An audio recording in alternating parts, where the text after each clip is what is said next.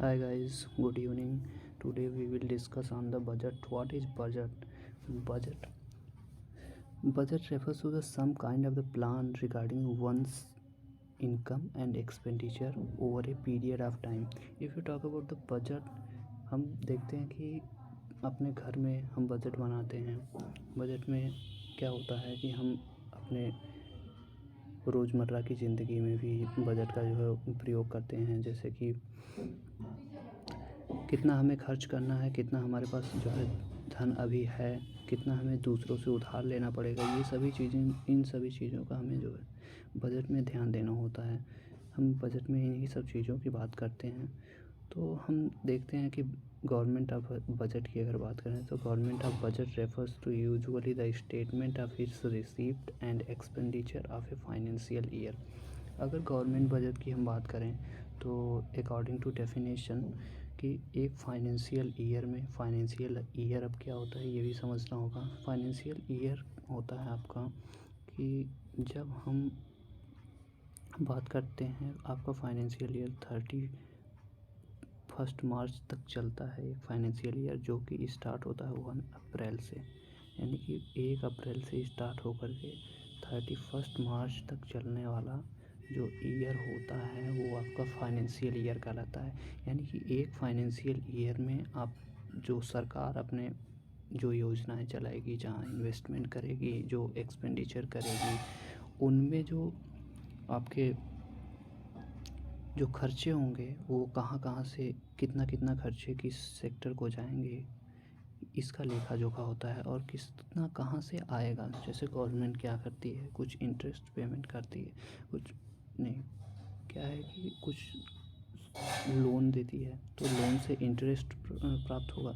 तो वो इंटरेस्ट जो है कहाँ से आएगा, इसका भी लेखा जोखा होता है. अब नेक्स्ट हम बात करेंगे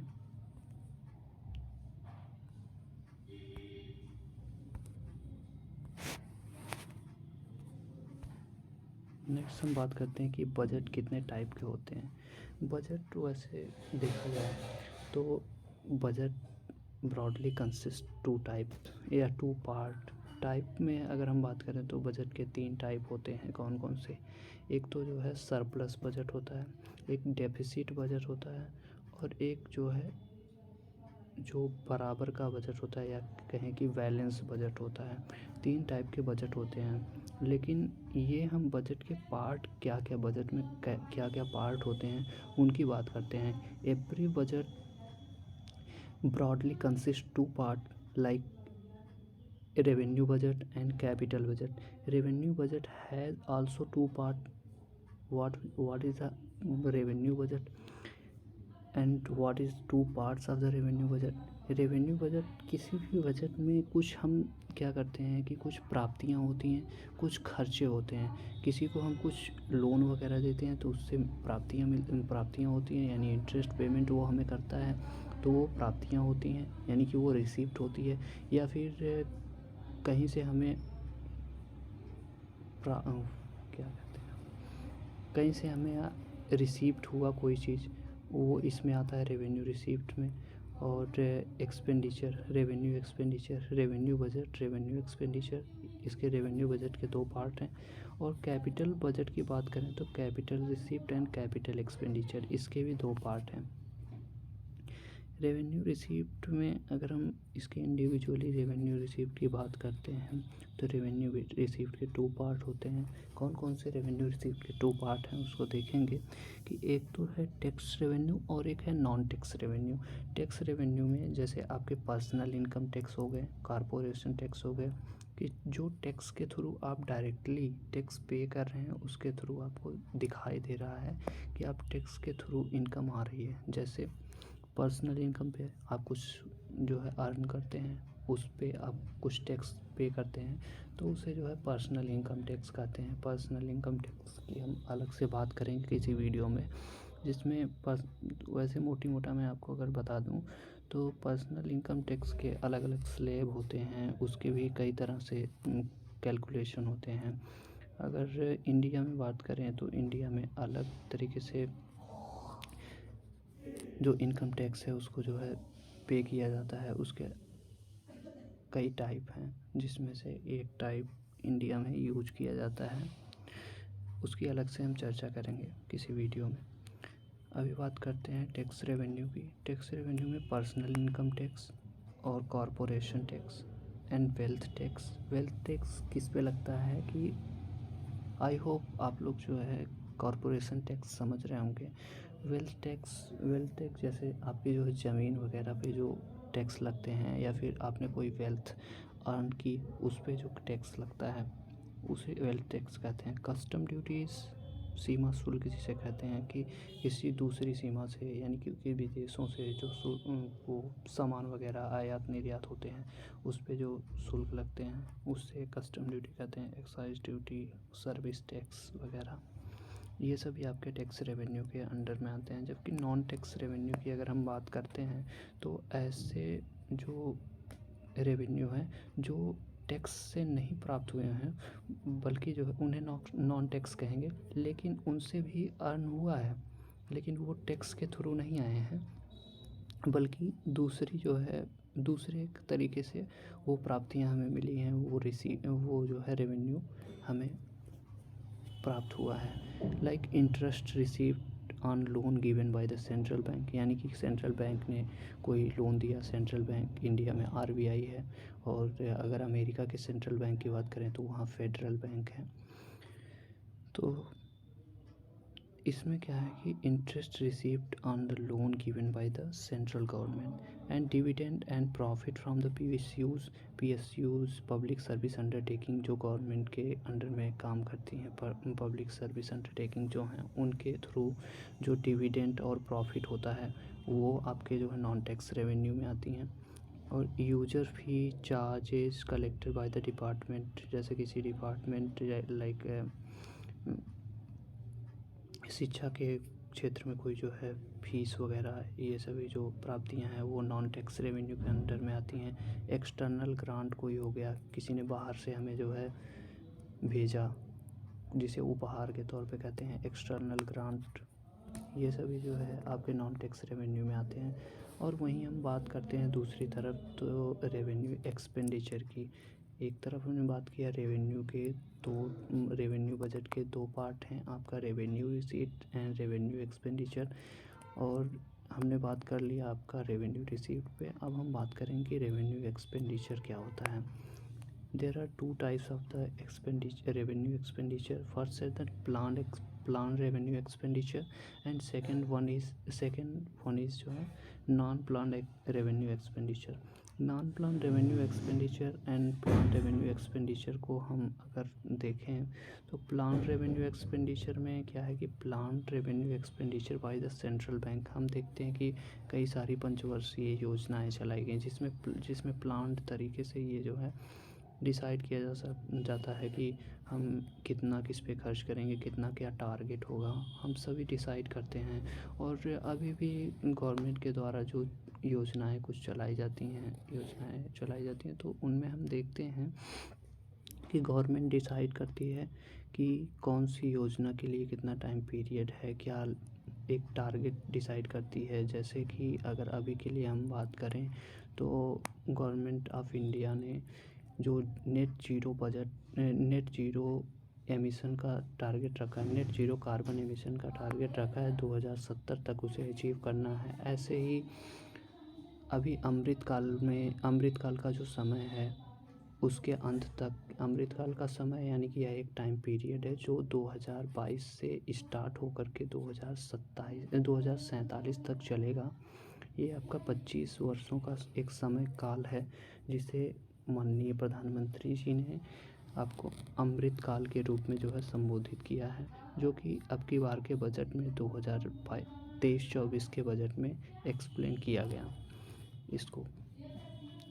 तो इसमें हमने देखा कि 2047 तक सिकल सेल एनीमिया को ख़त्म करने की बात की गई है। तो ऐसे ही उन पे कुछ फ़ंड एलोकेट किए जाते हैं कि इससे लड़ने के लिए हम क्या क्या योजनाएं बनाएंगे, या फिर क्या कैसे इसको हम टैकल करेंगे, इसकी बात करते हैं। और दूसरी तरफ हम देखते हैं कि central assistant for state state or UTs यानी कि union territories plan. State assistant मतलब सेंट्रल असिस्टेंट, मतलब कि सेंट्रल गवर्नमेंट भी कुछ असिस्टेंट प्रोवाइड करती है as a grant to the state और द यूटीज। यानी कि सेंट्रल गवर्नमेंट हमारी क्या करती है कि स्टेट यानी राज्यों को और केंद्र शासित प्रदेशों को ग्रांट प्रोवाइड करती है, यानी कि उन्हें भी कुछ पैसा एलोकेट करती है। जैसे हम देखते हैं ना कि हर राज्य का अपना अपना बजट आता है। एक बार सेंट्रल गवर्नमेंट का बजट आता है, फिर सेंट्रल गवर्नमेंट जो है फिर उसके बाद राज्यों का बजट आता है। तो उसमें भी राज्यों के लिए कुछ बजट निर्धारित किए जाते हैं। जो पिछड़े राज्य हैं उनके जो है उत्थान के लिए हम बात करते हैं। जैसे आदिवासी क्षेत्र हो गया कोई, उसके उत्थान के लिए बात करते हैं, उनके डेवलपमेंट की बात करते हैं। और नॉन प्लान्ड रेवेन्यू एक्सपेंडिचर की बात करें तो इंटरेस्ट पेमेंट में जैसे कोई भी आपने लोन दिया था उसको उसके थ्रू जो रिसीट्स मिली हैं, यानी कि इंटरेस्ट को लोन का जो पेमेंट आपको मिला है उस व्यक्ति ने आपको या फिर संस्था ने या किसी ने भी लिया था आपको इंटरेस्ट पे किया है, तो वो नॉन प्लान रेवेन्यू में, क्योंकि ऐसा कोई प्लान तो आपने किया नहीं था।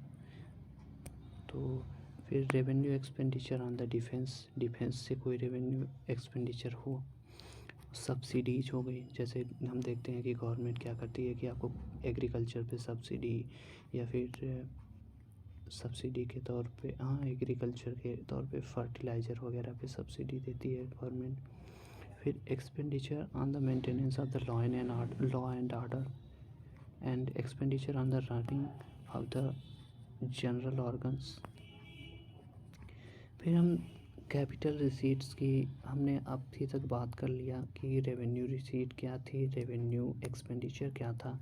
अब हम कैपिटल एक्सपेंडिचर और कैपिटल रिसीट्स पर बात करेंगे, जिसमें से सबसे पहले मैं बता दूं कि आपका कैपिटल रिसीट्स क्या होता है कि burrowing from the RBI that's considered capital receipts and burrowing from the market, loan from the NSS,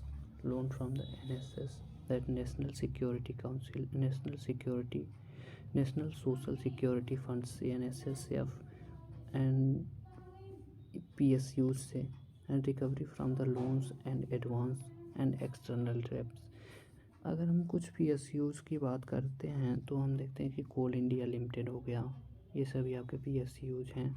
coal India Limited, State Bank of India, Food Corporation of India, Indian Oil Corporation. फिर हम बात कर लेते हैं कि आपके capital expenditure में क्या क्या आते हैं। कैपिटल एक्सपेंडिचर दो तरह के होते हैं, एक तो प्लान कैपिटल एक्सपेंडिचर और एक non plan capital expenditure. Non plan capital expenditure में capital expenditure on the defence, capital expenditure on other general services and loan of the advance to the state government or the UTs or the central government employees for the foreign government or the foreign government। और दूसरी तरफ planned capital expenditure की बात करें तो plan capital expenditure by the central government ministries central assistant for the state. अब हम चलते हैं कि बजटरी प्रोसेस क्या क्या हो, कैसे कैसे बजट के प्रोसेस इंडिया में हैं, कैसे बजट में को जो है बजट मेकिंग के क्या प्रोसेस हैं। और उससे पहले हम अगर बात करते हैं कि बजट की जो बात की गई है संविधान में, तो संविधान के अनुच्छेद 112 में बजट शब्द का उल्लेख नहीं है। बजट शब्द के जगह पे एनुअल फाइनेंशियल स्टेटमेंट का जिक्र मिलता है हमें, जिसका अर्थ है वार्षिक वित्तीय विवरण। The budgetary process in India like in most other countries consist of the following 4 step. कौन कौन से स्टेप हैं? Preparation of the budget, enactment of the budget and execution of the budget, legislative review of the budget implementation. Preparation of the budget में हम देखते हैं कि किस मंत्रालय को कितना फंड देना है, क्या कैसे करना है, कितने खर्चे कहाँ होंगे, किसको कितना ग्रांट मिलेगा, इसकी बात करते हैं। इनैक्टमेंट ऑफ द बजट में हम उस पे देखते हैं कि कहाँ कितना छूटा हुआ है, किसको जो है कितना ज़्यादा मिला है, कितना कम मिला है, इस बात पे चर्चा होती है और उसमें हम इसको जो है इनएक्ट करते हैं। एग्जीक्यूशन में हम देखते हैं कि बजट का कहाँ कहाँ खर्च करना है, उसको उस हिसाब से जो है खर्च पे हम चर्चा करते हैं और उसके लिए काम करते हैं। फिर legislative review of the budget implementation, legislature कैसे उसका जो है रिव्यू करती है, हमने ये लेजिस्लेटिव की बजट कहाँ कहाँ कैसे ख़त्म हुआ है, उसके लिए आपका हम जानते हैं कि एक कैग होता है जो controller and auditor general of India होता है। आर्टिकल 148 में कैग का वर्णन किया गया है, जो कि आपके जो सेंट्रल गवर्नमेंट और फिर स्टेट गवर्नमेंट के जो खर्चे हैं, लेखा जोखा हैं, उनके विवरण रखता है। Budget making process start by the budget division, budget division के द्वारा जो है बजट मेकिंग प्रोसेस स्टार्ट किया जाता है, जो कि division of department of economic affairs है, जो फाइनेंस मिनिस्ट्री के अंदर रह कर के काम करता है, यानी कि फाइनेंस मिनिस्ट्री के अंडर में काम करता है। बात करते हैं अगर एनुअल फाइनेंशियल स्टेटमेंट की, तो एनुअल फाइनेंशियल स्टेटमेंट हम एक बात देखते हैं कि जो बजट बन रहा है उसका सोर्स तो होगा कोई ना कोई, कि पैसा कहाँ से आ रहा है, कहाँ से मतलब निकलेगा पैसा, पैसा कहीं बाहर से भी आ रहा है तो वो कहाँ संचित हो रहा है। तो उसी को हम ध्यान में रख के देखते हैं कि संविधान में आपको एक अनुच्छेद मिलेगा 266, आर्टिकल 266 क्लास 1, जो यह बात करता है जो भारत की संचित निधि के बारे में बात करता है, जिसे हम इंग्लिश में कंसोलिडेटेड फंड ऑफ इंडिया कहते हैं। कंसोलिडेटेड फंड ऑफ इंडिया, इसमें क्या होता है कि यहीं से आपके also known as main budget of government, all expenditure income from the consolidated fund of India। अगर आम बोलचाल की भाषा में हम समझें तो ये वो है कि आपके पिताजी पैसा कमा के लाए और वही जो है मेन मुखिया हैं, उन्हीं के पास सारे पैसे हैं, ठीक है, और जो भी खर्चे होंगे आपको उनसे मांग के तभी खर्च करना होगा। घर का कोई भी सदस्य होगा तो वो उनसे मांग के ही खर्च करता है। उनकी परमिशन की आवश्यकता होती है कि ये पैसे उनकी परमिशन के बाद ही आपको मिलते हैं, यानी कि वही देते हैं। तो इसी के लिए जो संसद है उसकी परमिशन की ज़रूरत पड़ती है। बजट जो पास होता है तो वो गवर्नमेंट ऑफ इंडिया के संचित निधि से, भारत की संचित निधि से जो है ये बजट जाता है और उसके लिए पार्लियामेंट की परमिशन की आवश्यकता होती है। Government can not take any amount without the approval of parliament. Government एक रुपये तक नहीं निकाल सकती जब तक कि वो पार्लियामेंट से अप्रूवल ना ले ले। दूसरी तरफ अगर हम बात करें कंटिजेंसी फ़ंड, तो कंटिजेंसी फ़ंड की अगर हम बात करते हैं तो ये गवर्नमेंट, ये आर्टिकल 267 में वो इसका जो है जिक्र किया गया है, जिसमें यह बताया गया है कि अगर कोई भी आकस्मिक घटना घटती है, जैसे बाढ़ हुआ, सूखा हुआ, आपदा की कोई समस्या आई, डिजास्टर आ गया, तो उस टाइम पे आप जो है वो पैसा खर्च कर सकते हैं बिना संसद की अनुमति के। लेकिन इसमें एक कैच है। इसमें क्या कैच है कि आपको बाद में उसे संसद को उसकी रिपोर्ट करनी होगी कि आपने ये पैसा कहाँ खर्च किया, कितना कैसे क्या खर्च किया, उसका विवरण आपको जो है देना पड़ेगा। इसमें कोई ज़रूरत नहीं है, क्योंकि हम देखते हैं कि अगर आकस्मिक कोई घटना घटेगी तो हम अगर उसमें अप्रूवल करवाने जाएंगे तो उसमें काफ़ी टाइम लग सकती है, तो तब तक तो कितने जान माल की हानि हो जाएगी।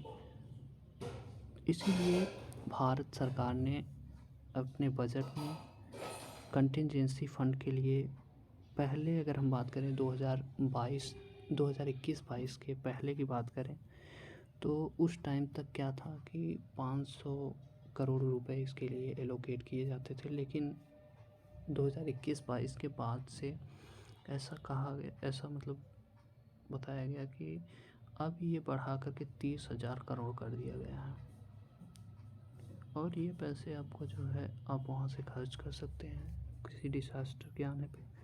बाद में इसका जो है आपको लेखा जोखा विवरण देना पड़ेगा। और दूसरी तरफ हम बात करें पब्लिक अकाउंट फ़ंड की, तो पब्लिक अकाउंट फ़ंड का विवरण आपको आर्टिकल्स 266 सब क्लास 2 में मिलेगा।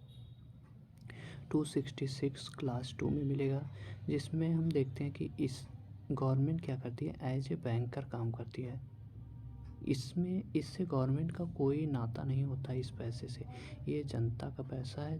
ये एज ए कस्टोडियन काम करते हैं। गवर्नमेंट क्या कर रही है, एज ए कस्टोडियन काम कर रही है कि गवर्नमेंट जनता के पैसे को जो है, जैसे LIC हुआ और फिर और भी कई सारे जो स्कीम्स होती हैं उनके थ्रू हम देखते हैं कि गवर्नमेंट क्या करती है, आपके पैसे का संरक्षण करती है। उसको जो है फिर आप जब चाहें तब बिना पार्लियामेंट की, इसमें पार्लियामेंट की अनुमति की कोई ज़रूरत नहीं होती है, आप जब चाहें तब इसे निकाल सकते हैं। फिर starting process of the making budget. To start the process the budget division issue the annual financial circular around the last week of August starting of the September माह स्टार्टिंग के जो है अगस्त के स्टार्टिंग में और सितंबर माह के एवरी सितंबर मतलब जो स्टार्टिंग का सितंबर आने वाला होता है, तो एक एनुअल फाइनेंशियल सर्कुलर जारी किया जाता है जिसमें ये बताया गया होता है कि स्टेटमेंट ऑन बजट एस्टिमेट, कि उसमें कौन कौन से कहाँ पे कितना पैसा एलोकेट किया जाएगा, किसको कितना दिया जाएगा, किस मिनिस्ट्रीज़ को, ये सभी विवरण दिए गए होते हैं। और ministries are required to provide the 3 different kind of figure related to their expenditure receipts during the process of budget preparation। Budget preparation में 3 तरीके के जो है बजट की हम बात करते हैं। एक तो बजट एस्टिमेट, यानी कि जो बजट अभी के लिए बनने वाला है, ठीक है, और एक रिवाइज्ड बजट और एक एक्चुअल बजट। रिवाइज्ड बजट क्या होता है कि जो अभी पिछला वित्तीय वर्ष है उसके लिए जो आपको इससे पिछले वाले वित्तीय वर्ष में फंड एलोकेशन किया गया था, उसमें कुछ बजट की कमी आ रही है, जिसके लिए आपको रिवाइज्ड बजट की ज़रूरत होती है। और बजट एस्टीमेट जो आने वाला फाइनेंशियल ईयर है उसके लिए बजट मेकिंग होती है। और एक्चुअल बजट क्या होता है कि जो इससे पहले वाला वित्तीय वर्ष था उसमें क्या क्या जो है चीज़ें हुई हैं, कहाँ खर्चे हुए हैं, कितना, उन सभी का वित्तीय विवरण होता है। Budget making process start before the 6 month from the next financial year. First stage of the budget preparation की बात करें तो budget estimate and revise estimate for the non plan expenditure for currently financial year.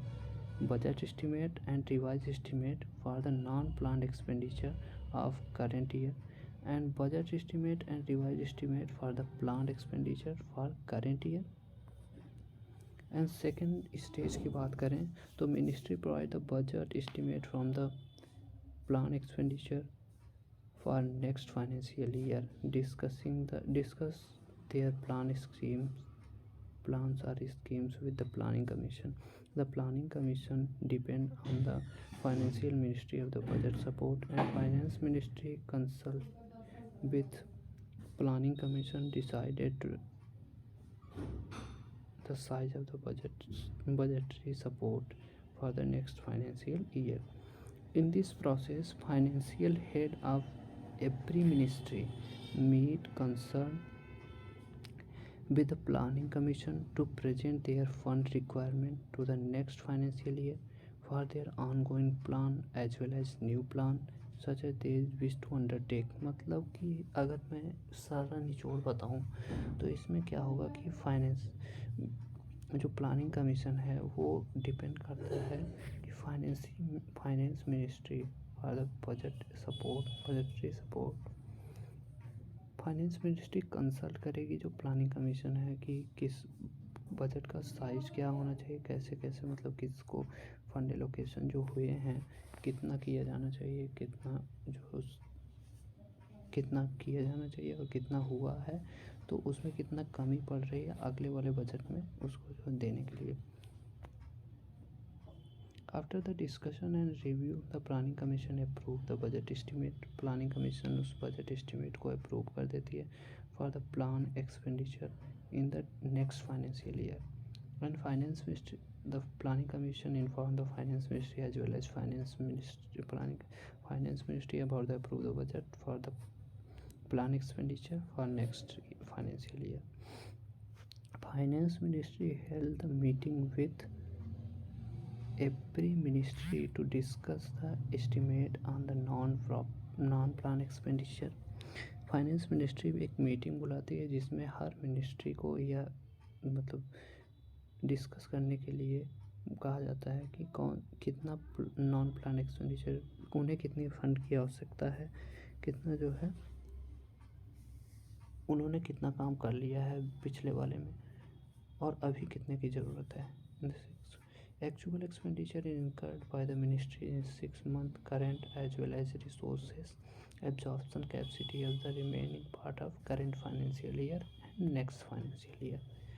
After this, all the preparation financial statement of the budget estimate including plan and non-plan expenditure for the both current year and next financial year sent it to finance ministry or incorporate them annual financial statement and demand for the grant.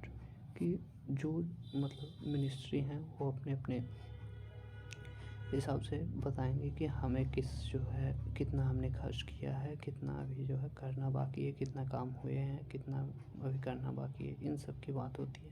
फिर finally आपको जो है budget allocate किए जाते हैं.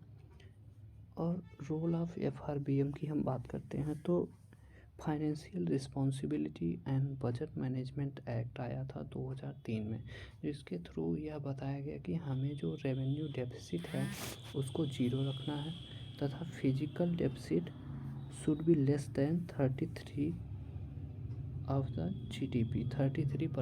The GDP.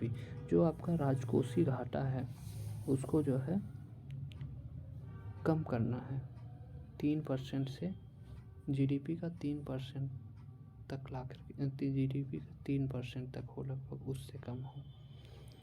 Third step of budget में हम देखते हैं कि month of January more attention to paid the finalization of the estimate received with the idea about the total requirement of the resources to meet the expenditure in next financial year. The Finance Ministry focus on the revenue received for the next financial year. Direct taxes examined by the Central Board of the Direct Taxes and indirect taxes are examined by the Central Board of Indirect Taxes. It is additional information for you guys.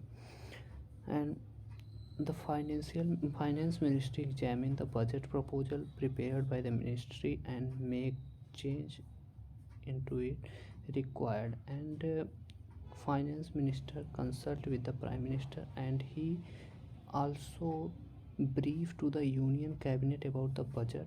And हम देखते हैं कि budget बन जाने के बाद finance minister क्या करती हैं, 1 Feb को आकर के बजट को प्रेजेंट करती हैं. और फिर if there is any conflict between the finance minister and ministry the matter is suppose to be resolve by the standing committee. ये इम्पॉर्टेंट है. स्टैंडिंग कमेटी क्या करती है, अगर कोई कॉन्फ्लिक्ट होता है फाइनेंस मिनिस्टर और मिनिस्टर्स में कि बजट एलोकेशन को लेकर के, तो इसका निपटारा वो मिनिस्ट्री करती है.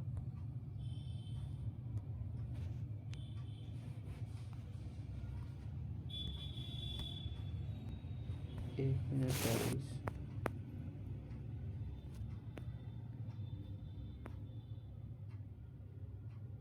Okay guys, I will stop this video from